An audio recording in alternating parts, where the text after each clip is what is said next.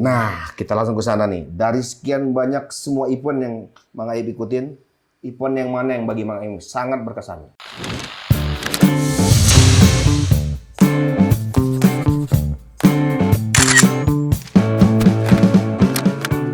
Bukan buat saya sendiri, tapi buat teman-teman juga yang pelari trail yang udah ngikutin UTMB, pasti UTMB itu memiliki kesan tersendiri dalam hidupnya. Oh, berarti pencapaian tertinggi seorang atlet trail run itu bisa hadir ikut serta di UTMB?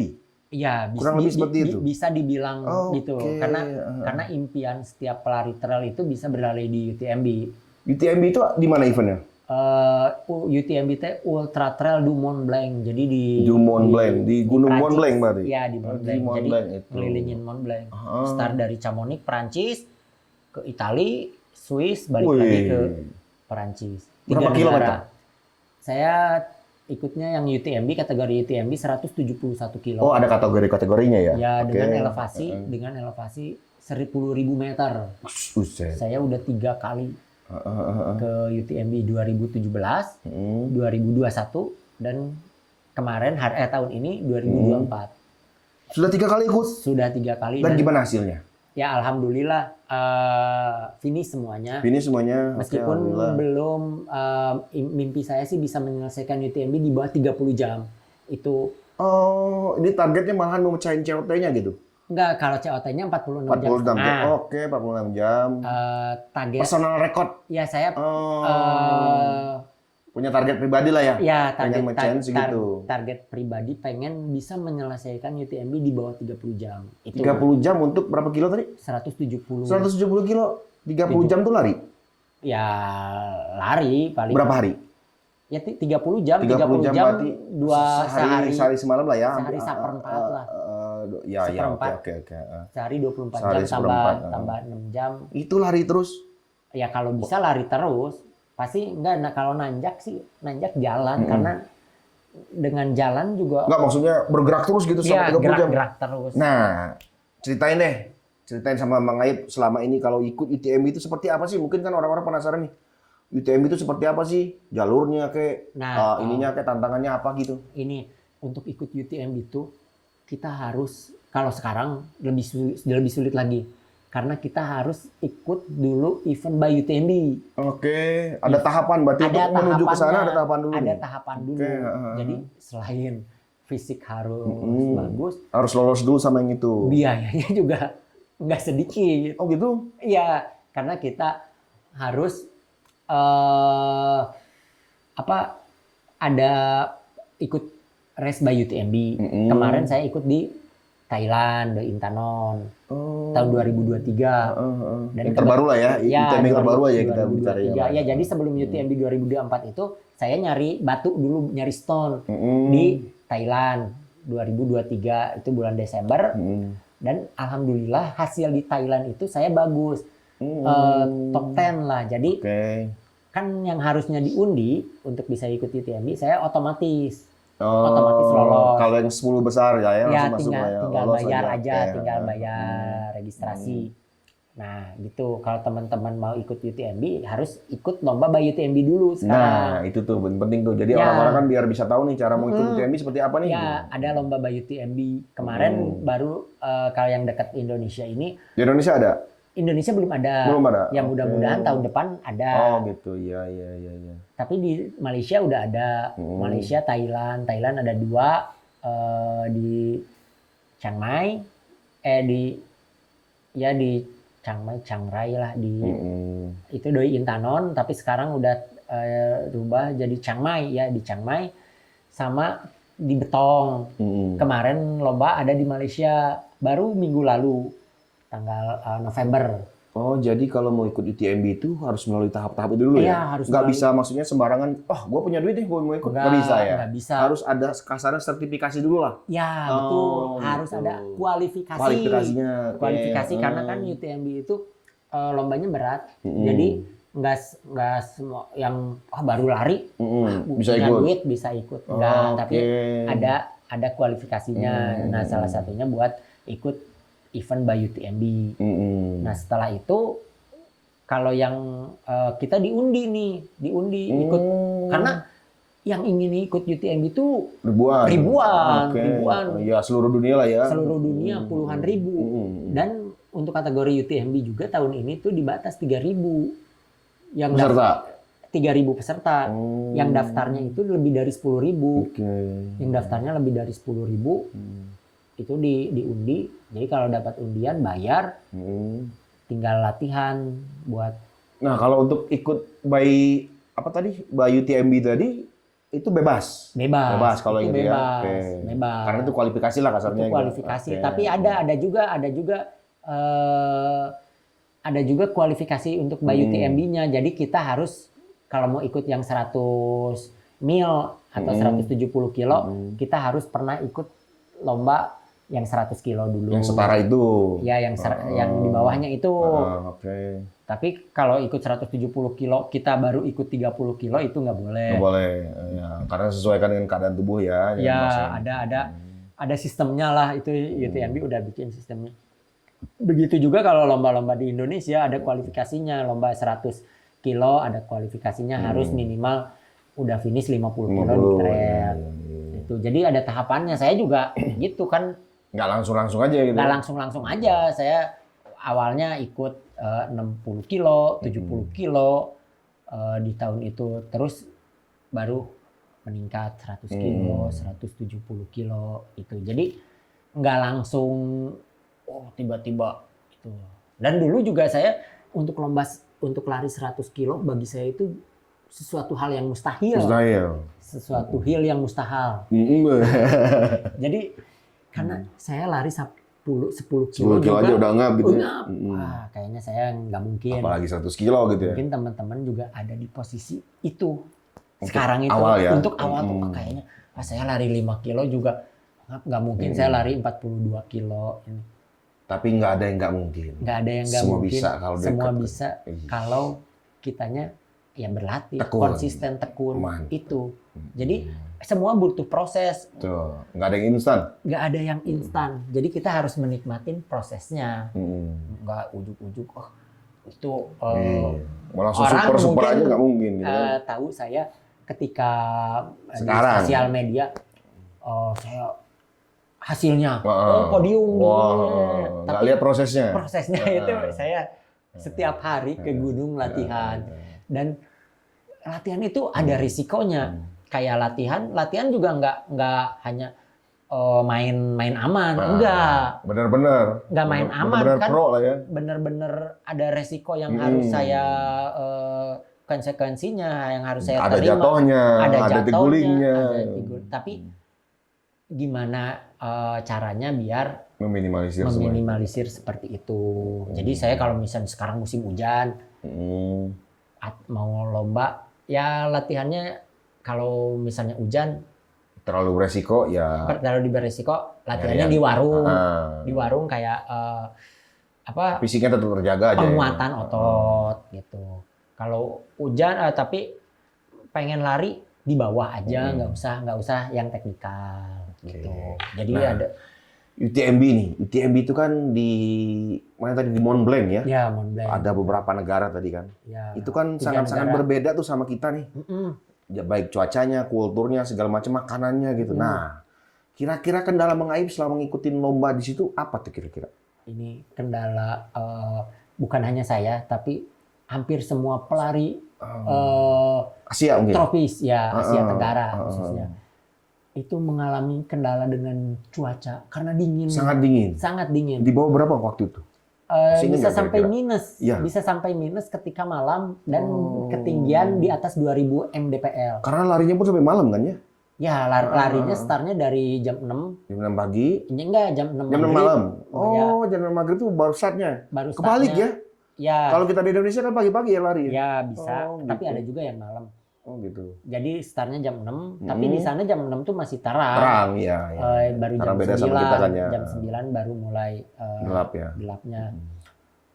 Nah, sampai kan pasti melewati malam juga, semua pelari juga pasti melewati malam. Nah, itu dingin. Jadi dinginnya tuh kemarin tuh cuaca panas. Tapi tetap malam pasti dingin. Pasti dingin. Karena anginnya angin kering gitu. Jadi saya juga cepat haus di sana tuh meskipun dalam keadaan dingin tapi tetap cepat haus. Itu yang saya ketemu teman pelari Thailand juga, Vietnam. Dia sempat sampai DNF nggak finish dia, padahal dia pelari kuat juga. Saya Karena cuaca. Karena cuaca, saya ngeliat dia kalau lomba dia pernah lomba di Indonesia pakai celana pendek gitu larinya. Ini saya kemarin gitu ya. Di sana ngeliat dia pakai legging. Jadi emang karena dingin. Sangat kaki dinginnya ya. Jadi itu yang tantangan yang terberat itu karena cuacanya dingin.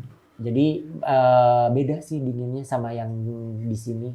Kan beda cuaca, terus beda juga kalau kata orang tuh gimana ya? Jadi perbedaan antara malam dan siang kan, kalau kita kan orang Indonesia kan siang dan malam itu ketara tuh ya. Iya. Nah, ada perubahan nggak tuh kira-kira? Misalkan yang biasanya kita lari siang harus lari malam, apalagi tengah malam, otomatis tengah malam lari dong. Iya. Ya kan, karena Maib tadi bilang personal recordnya 30 jam. Iya. Berarti kan dari jam 6 sore sampai ke jam 12 siang kalau semua diterusin ya. Kalau di full time kan gitu ya. Kurang lebih seperti itu gitu kan ya. Berarti kan ada larinya di saat tengah malam itu gimana tuh? Tetap lari tuh. Iya, tetap lari. Jadi ya pakai headlamp gitu. Tetap lari.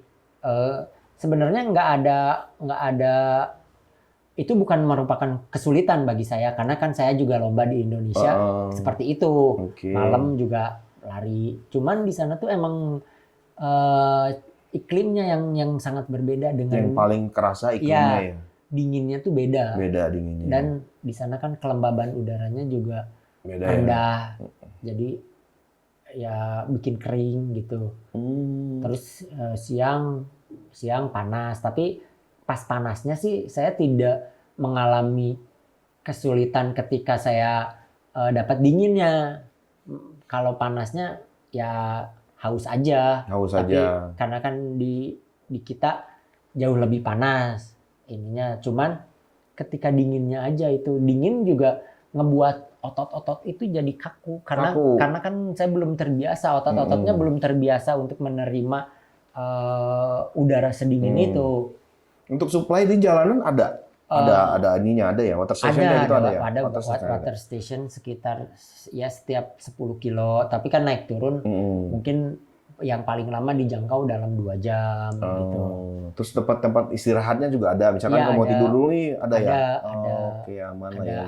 Ada water stationnya ya. Di water station itu ada fair bed. Di beberapa water station ada fair bed, ada visio, ada dokter. Jadi di beberapa water station itu fasilitasnya ada yang lengkap. Gitu. Kita bisa tidur dulu. Itu, tapi saya nggak paling kalau tidur juga di kursi karena kemarin sih sempat tidur 15 menit gitu karena ya otot saya kemarin sempat hampir kram karena dingin juga itu. Jadi emang ototnya belum adaptasi untuk menerima suhu yang sedingin itu. Jadi ya kendalanya itu otot hampir kram gitu. Jadi Mang Aib ini udah 3 kali finish di UTMB ya? 3 kali finish. Dan yang tertinggi atau terbaik prestasinya di selama UTMB apa? Yang mana tuh? Ya tahun 2021. 2021. 35 jam 56 menit. Kemarin 37 jam 18 menit. Finish ke berapa itu?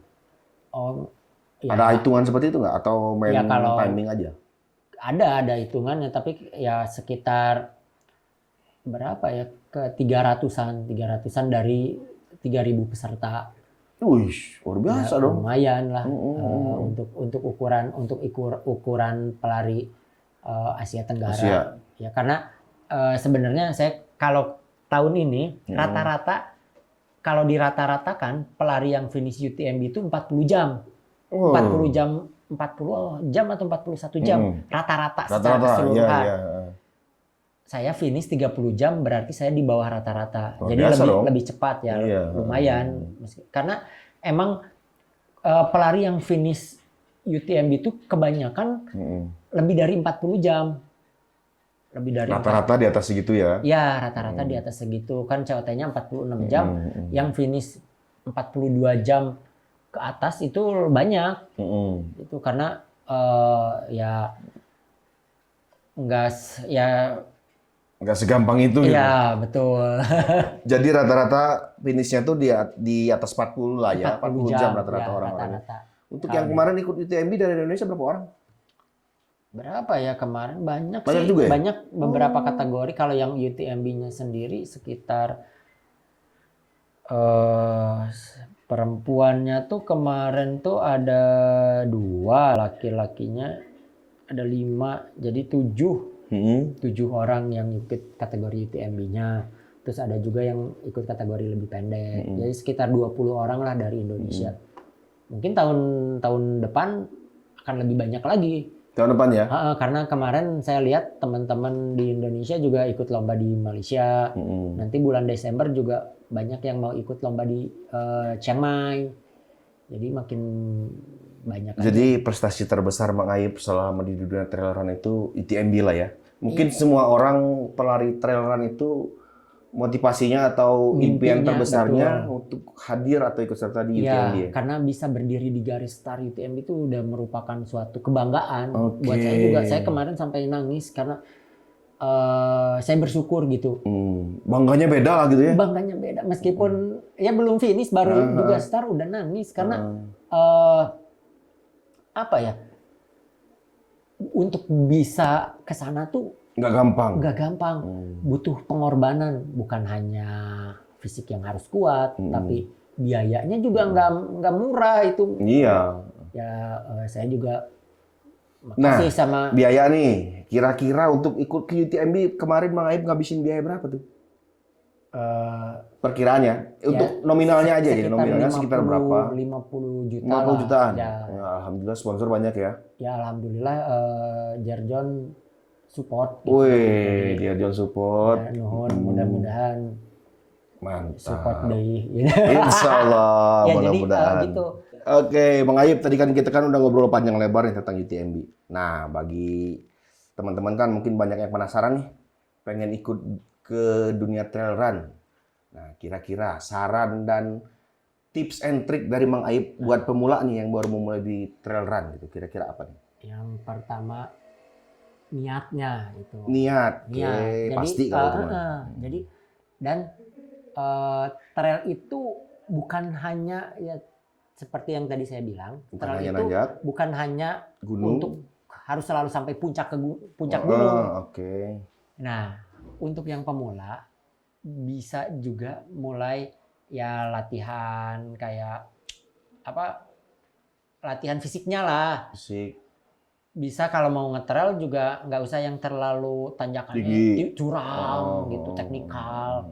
Jadi main yang agak landai-landai aja dulu sambil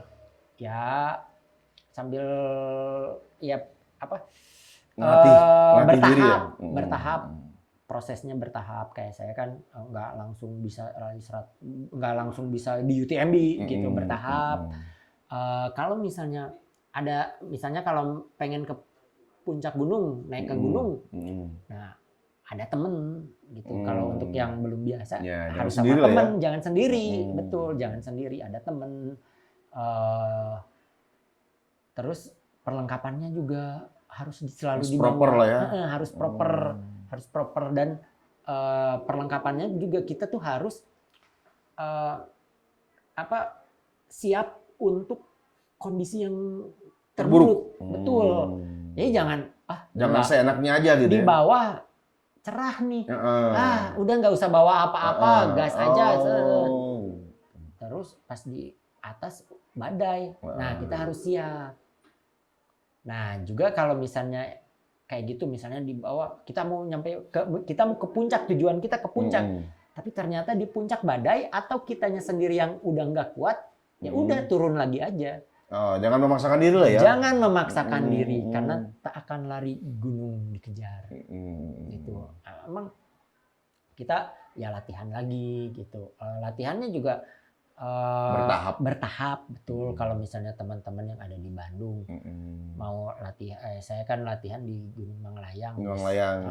Bisa gabung gitu. Syaratnya gimana ya? Syaratnya tinggal datang aja. Oh gitu. Nah guys, kalau semua mau lebih dalam memperdalam tentang trail run, bisa gabung langsung sama Mang Aib. Di situ ada Manglayang Academy, Mang Aibnya. Ya, betul. Kenapa Mang Aib kita panggil sang rektor juga? Karena Mang Aib rektornya di sana. Beliau yang menciptakan Manglayang Academy itu. Jadi teman-teman kalau yang mau tahu tips and trick atau gimana caranya trail run yang paling keren, ya gabung aja sama Mang Aib langsung di Manglayang, di tempat wisata Manglayang. Jadi mungkin tadi Mang Aibnya yang harus digarisbawahi itu, trail run itu bukan hanya mencapai puncak gunung, tapi trail run itu lari di luar jalur aspal atau off the road. Ya, betul. Berarti yang di luar aspalnya. Jadi buat teman-teman kalau mau mulai lari trail run itu nggak usah langsung nyari gunung yang tertinggi gitu ya. Pelan-pelan aja gitu, nyari road yang nyari off road dulu lah gitu ya. Oke, dan jangan sendirian yang paling utama. Jangan sendirian. Karena kita harus tahu situasinya. Ya kalau looping latihan sendirian nggak apa-apa, dan nggak terlalu jauh juga dari. Jadi biar nggak nyasar. Karena kan kalau kita ke gunung, misalnya kabut sendirian nyasar, mana? Gitu. Jadi kita bingung kan nyasar nanti. Jadi harus kalau mau jauh sampai ke puncak, apalagi ke Gunung 3000, ya harus ada teman dan juga ya kita bilang ke orang-orang terdekat kita, kasih tahu lah ya, ke orang tua, kita kemana ke istri, gitu ya. Ke siapapun, ke teman. Oh kita kemana tujuannya? Jadi mereka kalau kita terjadi sesuatu mereka tahu. Gitu. Perlengkapannya juga. Nah itu mau ditanya ini, kira-kira perlengkapan awal nih buat seorang trail runner apa kira-kira? Yang kesimpel aja deh, gitu, misalkan gitu. Ya kalau untuk di gunung sih, yang paling penting itu sepatu. Karena sepatu itu kalau di gunung itu sepatu yang ada gripnya. Yang ada gripnya, apalagi sekarang musim hujan, jalanan licin. Nah kalau yang ada gripnya kayak motor cross aja kan, ban tahu ya. Nah itu kan kalau sepeda juga yang buat di downhill gitu itu kan beda sama yang road bike gitu. Kalau di aspal ya bannya yang botak, itu juga sama, sepatunya juga yang harus ada gripnya. Kalau pakai sepatu hiking itu nggak bisa ya? Sepatu hiking itu kalau buat lari kurang nyaman. Apalagi sepatu hiking yang tinggi. Kan? Ya itu karena ankle-nya nggak bisa bergerak dengan bebas. Itu kalau yang sepatu lari kan nggak nyampe nutupin ankle, itu sepatu buat running. Nah kita kan bicara pemula lah ya. Pemula kan mungkin ya maaf aja mungkin belum bisa untuk beli sepatu trail run yang mahal atau yang branded. Kira-kira kalau pakai yang biasa-biasa aja itu udah boleh nggak? Nah, udah boleh, tapi disesuaikan juga dengan medan. Medan dan kondisi cuaca. Kalau misalnya kondisi musim hujan, ya kalau sepatunya belum memadai, belum proper, mainnya di bawah aja.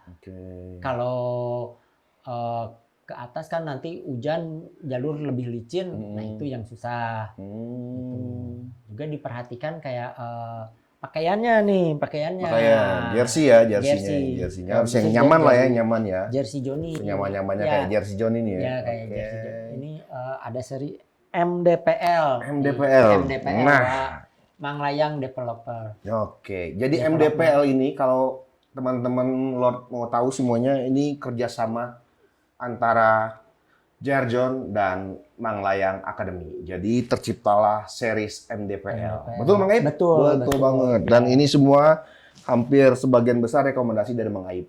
Ya, ini bahannya nyaman, cepat kering. Jadi kan kalau cocok banget lah ya. Iya, kalau basah itu keringnya lama kan jadi dingin gitu. Oke. Nah, kita ngomongin jersey nih. Kira-kira menurut Mang Aib, jersey yang paling cocok tuh yang seperti apa gitu? Ya jersey ya yang bahannya dry fit, cepat kering gitu.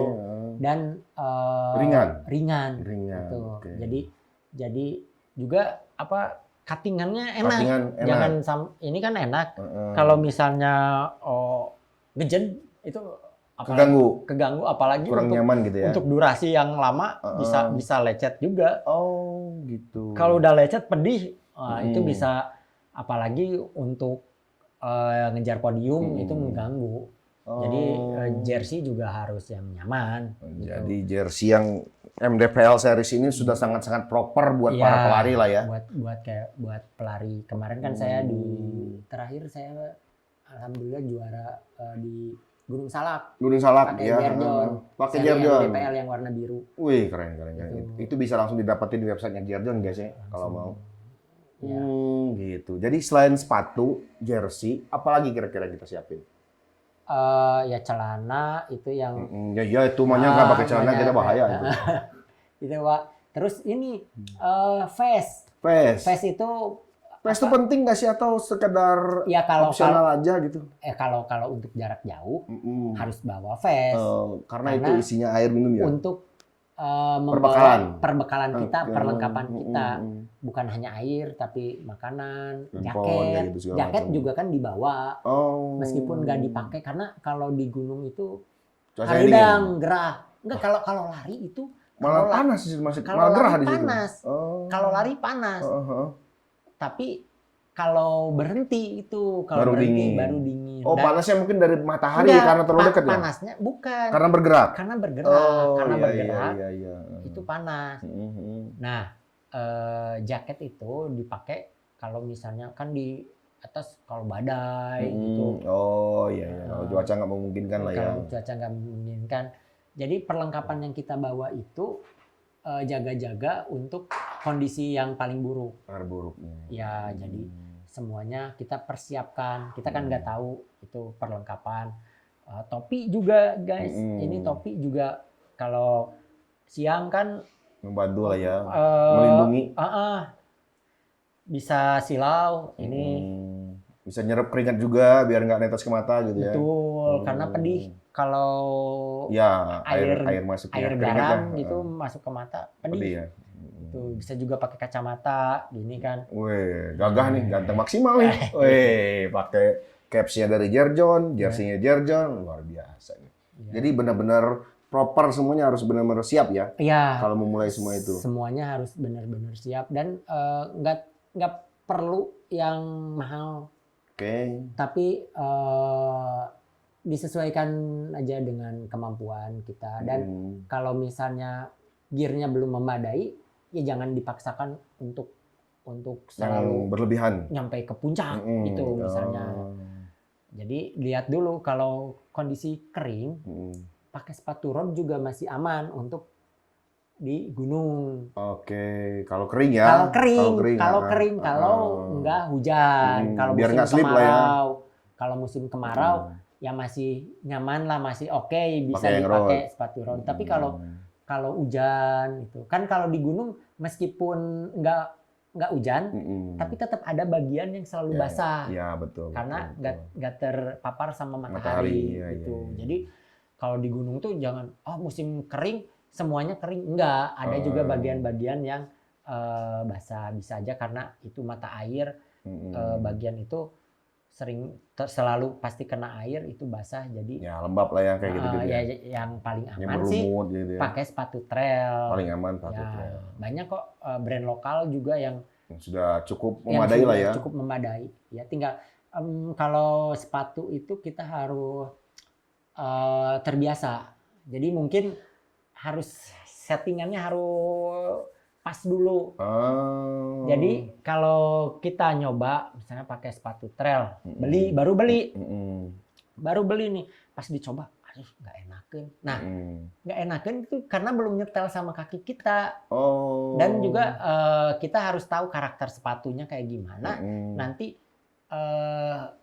gayanya juga, ini ternyata kalau turunan tuh, kalau sepatu ini harus rada ini miring sana miring sini gitu. Nanti ketemu.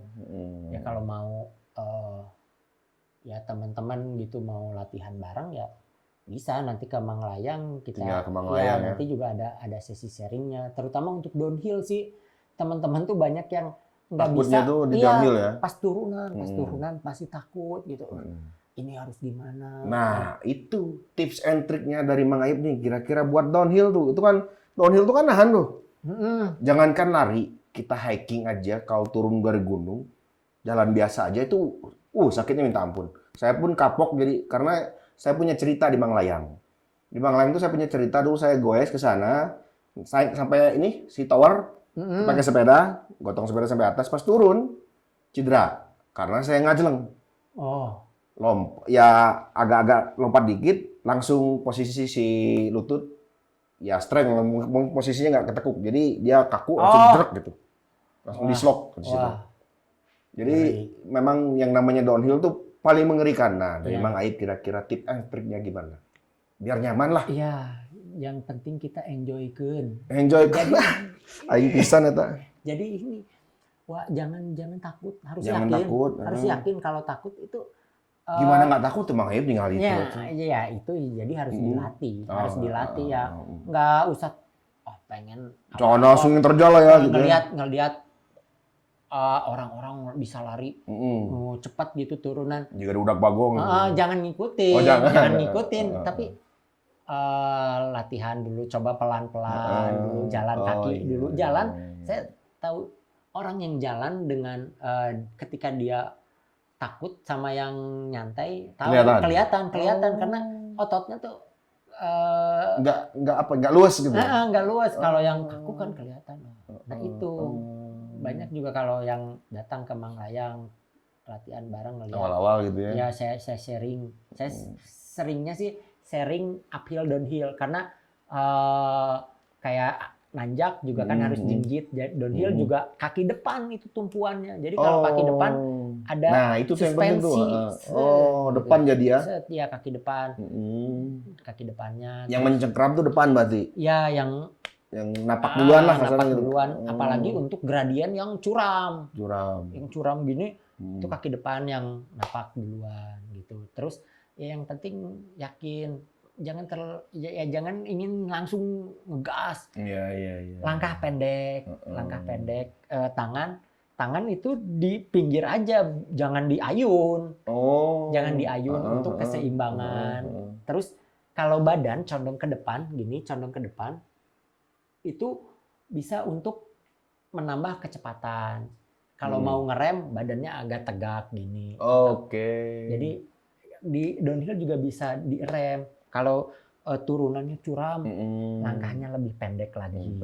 Kita agak narik belakang gitu ya. Ya kalau mau ngerem, kalau mau ngegas agak condong ke depan, langkahnya kecil. Kalau semakin curam, langkah semakin kecil.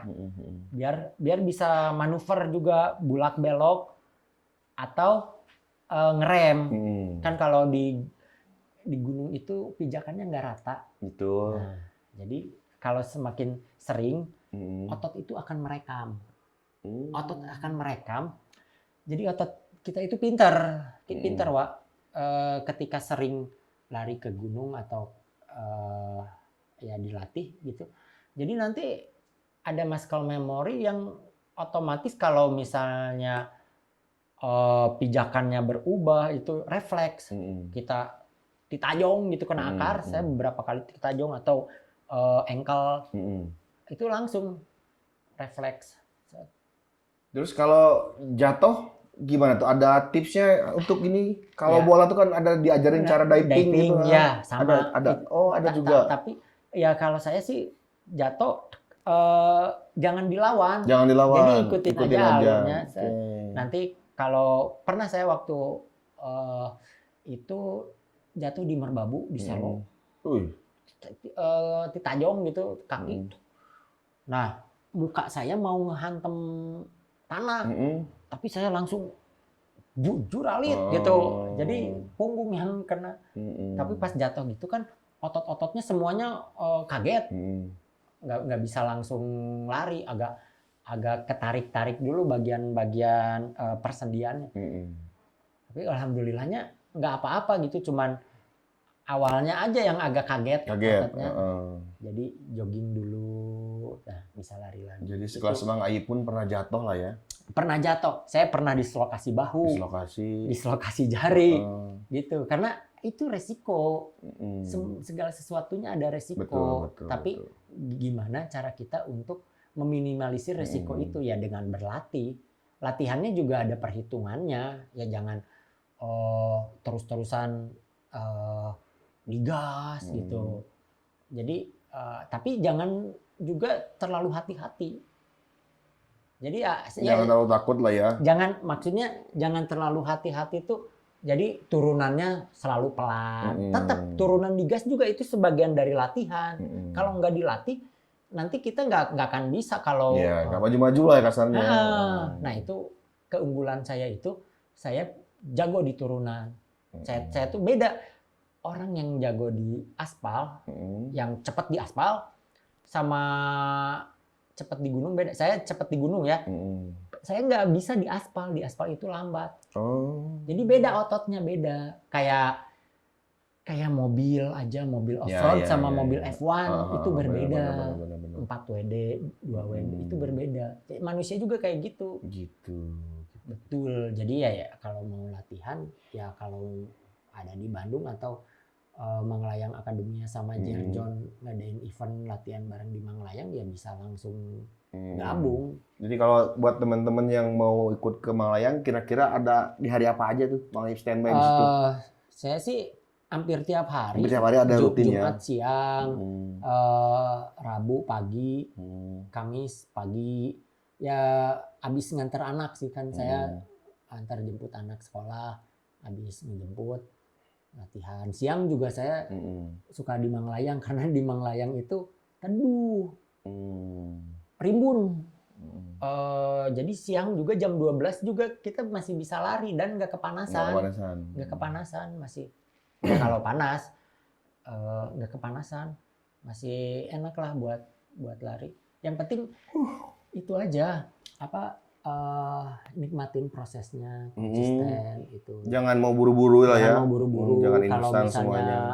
Butuh ya bimbingan gitu, misalnya butuh sharing, bisa DM ke IG saya atau ke Manglayang Akademia. Nanti bisa sharing. Bisa share langsung sama Bang Aib ya. Kalau kita lanjutin ngobrolan ini bisa sampai pagi nih. Lama banget kalau kita ngobrol. Nanti kita bikin lari lagi. Juga Betul. 37 jam. 37 jam lari aja nggak berhenti. Ya, apalagi aja ngobrol. Aing nu tepar. Oke guys, jadi nanti kalau semua mau bertanya-tanya tentang trail run lebih banyak lagi, boleh langsung sharing sama Mang Aib di IG-nya. Apa Mang Aib IG-nya? Wismoyono. Atau di Manglayang Akademia. Oke, Manglayang Akademia. Atau Jerjon. Atau bisa langsung ke websitenya Jerjon atau di IG-nya Jerjon. Buat teman-teman juga yang orang Bandung dan sekitarnya yang mau langsung main ke Manglayang Akademi, ada di wisata Bumi Perkemahan Batu Kuda. Ya. Nah, di situ nanti ada salah satu tempat base camp-nya Manglayang Akademi. Jadi kalau teman-teman mau tahu lebih banyak tentang trail run dan Mang Aib bisa hadir di sana. Oke, Mang Aib, thank you banget.